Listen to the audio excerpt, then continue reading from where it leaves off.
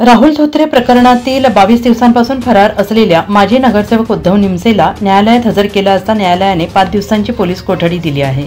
तसेच उद्धव निमसे यांचे खासगी वाहन चालक नामदेव मते याला देखील पोलिसांनी ताब्यात घेतलेला आहे। मते यांनी निमसेला पळून जाण्यासाठी मदत केल्याच्या कारणावरून त्याला देखील ताब्यात घेण्यात आलेला आहे। मतेला 1 दिवसाची पोलीस कोठडी देण्यात आली आहे।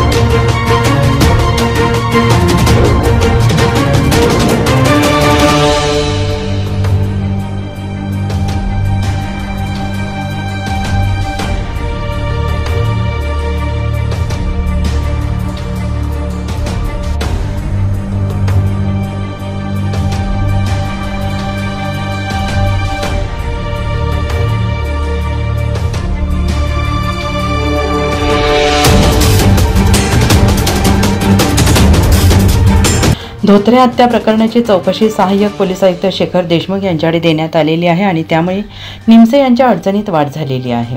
NCN न्यूजसाठी रोहन दानी, नाशिक।